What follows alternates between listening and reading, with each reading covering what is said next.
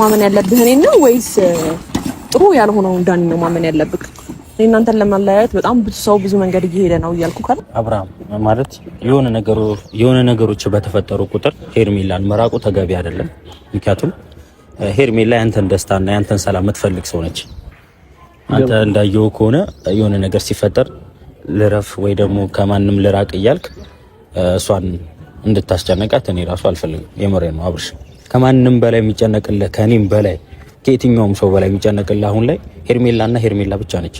አሁን ለምሳሌ ስላንቺ ቤትሽን ምናምን ነገር ማናሳየው ትናንትና አሁን ነገረኝ።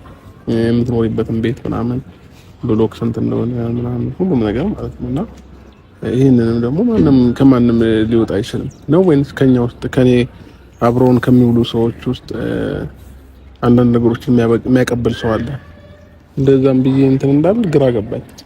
ማንን ልጠርጠር? ማንን ቤቷን አውቀዋለሁ አለክ? አዎ ሁሉ ነገር ነገረኝ አንቺን ማለት ነው። አብርሽና ሄርሜላ እንግዲህ ባንድ ጋር መጥተዋል።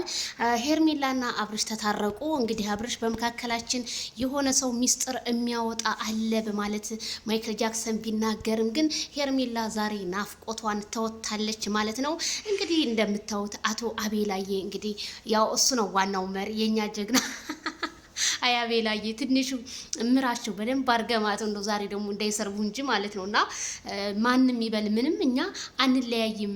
እንደው ቤተሰብ የሄርሜላና የአብርሃም ፍቅር እኔ በጣም ግራ እየገባኝ ነው። ለምን ብትሉ ተለያዩ ሲባል ይገናኛሉ። ይሄንንም እያደረገ ያለው ዳኒ ነው ብላለች ሄርሜላ። ዳኒ እኔ ምንም አላውቀውም ከነመፈጠሩ ራሱ እሱ ግን እኔና አንተን ለማለያየት ከዛ አንተን ብቸኛ ለማድረግ ነው። አሁንም እኔ ሩታ የምትሰራው ነገር ብቸኛ ለማድረግ እንጂ ብዙ ሰው ተቀባይነት አላደረገው። ምክንያቱም ሩታን ልትበቀል ነው እንጂ አብርሽን እውነት ፈልገው አይደለም ብዙ ሰው ይላልና ሩታ ፈለገችውም አልፈለገችውም በኋላ የሆነ ነገር ቢፈጠር እውነት ሩታን ማንም ሰው አይፋታትም። ግን ሩታ እንደዚህ የምታደርግ አይመስለኝም።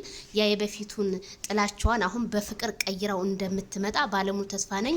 ግን ሄርሜላና አብርሽ መቼም አይለያዩም። እንደማስተሽ ተጣብቀው መቼ ነው የሚለያዩ? ግን ኧረ ተው ተለያዩ።